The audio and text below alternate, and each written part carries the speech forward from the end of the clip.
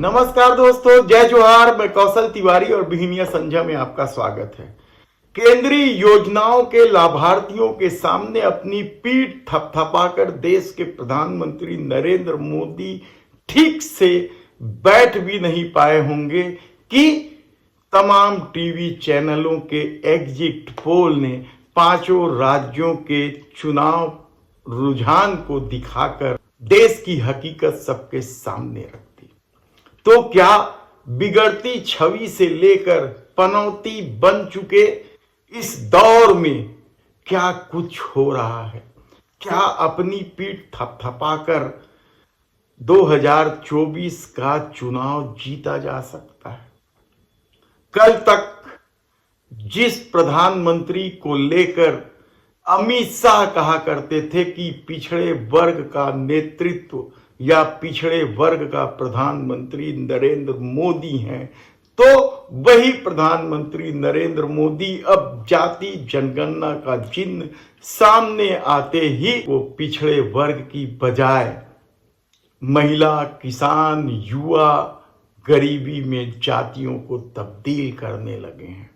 तब सवाल पांचों राज्यों के चुनाव के जो नतीजे दिखाए जा रहे हैं एग्जिट पोल के माध्यम से, उसका नहीं है। सवाल तो यह है कि जब देश के प्रधानमंत्री नरेंद्र मोदी इतने लोकप्रिय हैं कि उनके अनुसार अब तो केंद्रीय योजनाओं को मोदी की गारंटी कही जाती है, तब पांचों राज्यों के नतीजों के रुझान इस तरह क्यों भाजपा के प्रतिकूल जा रहे हैं या मोदी सरकार के प्रतिकूल जा रहे हैं? पांचों राज्यों में भारतीय जनता पार्टी के पास कोई चेहरा नहीं था सिवाय देश के प्रधानमंत्री नरेंद्र मोदी का। लेकिन इन राज्यों में एग्जिट पोल के नतीजे साफ संकेत दे रहे हैं कि मोदी ब्रांड अब पनौती बन चुका है। दरअसल यह पनौती उस दिन सामने आया जब वर्ल्ड कप क्रिकेट का फाइनल मुकाबला शुरू होने वाला था। शुरू होने के पहले ही लोगों ने कहना शुरू कर दिया था कि पनौती स्टेडियम में पहुंचेंगे तो भारत मैच हार जाएगा, और पनौती स्टेडियम पहुंच भी गए, भारत मैच हार भी गया। लेकिन उससे पहले हिंडनबर्ग की रिपोर्ट आने के बाद जिस तरीके से देश के प्रधानमंत्री नरेंद्र मोदी की छवि बिगड़ते चली जा रही है और उस पर उनके पितृ संगठन आरएसएस की भी चिंता बढ़ते चली जा रही है, तो क्या ये पांचों राज्यों में जो एग्जिट पोल के रुझान सामने आए हैं वह 2024 के लिए मोदी सत्ता की उल्टी गिनती के संकेत नहीं? दरअसल कांग्रेस ने भारत जोड़ो यात्रा के बाद जिस तरीके से हर क्षेत्र में प्रगति की है या लोगों का विश्वास जीता है, तो पांचों राज्यों के चुनाव के दौरान एक ही तो नारा था, कांग्रेस है तो भरोसा है। दूसरी तरफ मोदी की गारंटी। मोदी की गारंटी से क्या इस दौर में लोगों का विश्वास टूट चुका है? और सबसे बड़ी बात तो यह है कि राजस्थान, मध्य प्रदेश, छत्तीसगढ़ से लेकर तेलंगाना तक भारतीय जनता पार्टी ने हिंदू कार्ड खेलने की कोशिश की, वह भी तो सफल नहीं होता दिखाई दे रहा है। तब सवाल यह है कि आखिर कांटे की टक्कर क्यों बताई जा रही है? तमाम एग्जिट पोल, आप किसी भी एग्जिट पोल जारी करने वाले कंपनियों की रिपोर्ट कार्ड देखेंगे तो आप पाएंगे कि सब जगह कांटे की टक्कर बता रही है। क्या यह हकीकत है या परिणाम इससे भी भयावह भारतीय जनता पार्टी के लिए होने वाले हैं?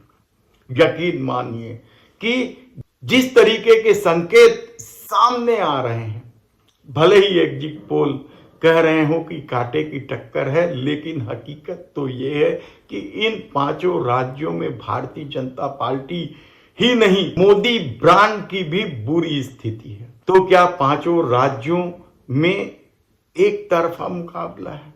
इसका पता तो 3 तारीख को चलेगा। लेकिन हम बता दें कि राजस्थान में जिस तरीके की कांटे की टक्कर बताई जा रही है, रिवाज को लेकर प्रचलित है राजस्थान के चुनावी नतीजे, लेकिन इस बार क्या गहलोत की जादूगरी चल गई है और रिवाज बदल चुका है? यह सवाल इसलिए महत्वपूर्ण है क्योंकि तमाम एग्जिट पोल कांग्रेस और भाजपा को 90 से 100 सीटों के बीच ही दे रही है सीट। तब सवाल यह है कि अब तक क्या रिवाज था? अब तक तो यही रिवाज था कि भारतीय जनता पार्टी जब भी चुनाव जीतती थी, कांग्रेस बुरी तरीके से हारती थी। लेकिन इस बार वही स्थिति क्यों नहीं है? क्या मोदी ब्रांड वाकई में लगातार फेल होता चला जा रहा है? मध्य प्रदेश में यदि चाणक्य के सर्वे को छोड़ दें तो तमाम सर्वे कांग्रेस की सरकार बनते देख रही है। लेकिन क्या उस मामूली अंतर से ही चुनाव नतीजे आएंगे?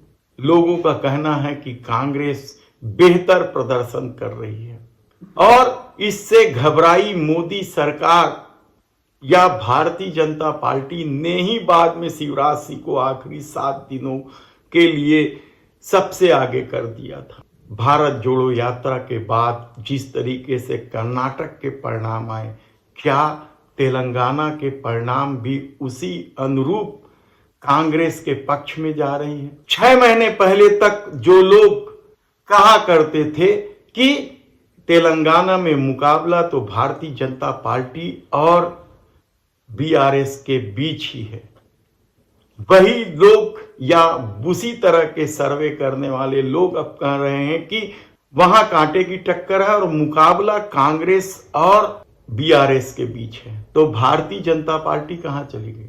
लेकिन अब जो रुझान या जो संकेत मिल रहे हैं वह साफ कह रहे हैं कि भारत जोड़ो यात्रा के बाद जिस तरीके से कांग्रेस ने कर्नाटक जीता था, उसी तर्ज पर तेलंगाना जीत रही और अब उस दौर से भी बाहर निकल रही है जहां कहा जाता था कि कांग्रेस से यदि छत्रप राज्य छीन लेते हैं तो कांग्रेस की वापसी मुश्किल हो जाती है।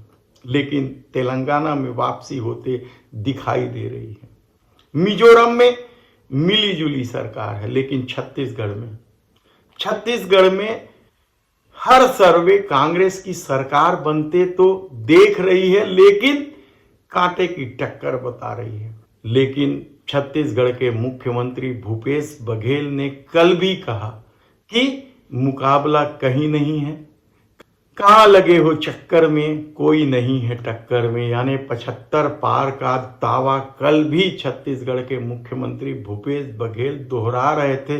तब हमने एक बार फिर सभी सीटों को लेकर आकलन शुरू किया तो आप यकीन नहीं मानेंगे कि कांग्रेस के मुकाबले में भारतीय जनता पार्टी कहीं नहीं टिक रही है और बड़े आसानी से कांग्रेस छत्तीसगढ़ में वापसी कर रही है।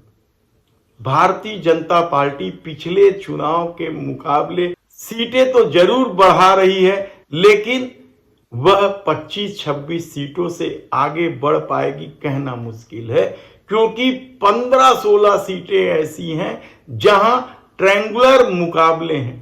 गोंडवाना गणतंत्र पार्टी 2 सीटों पर मुकाबले में है, बहुजन समाज पार्टी आधा दर्जन सीटों पर मुकाबले में है और जोगी कांग्रेस भी आधा दर्जन सीटों के मुकाबले में खड़ी है।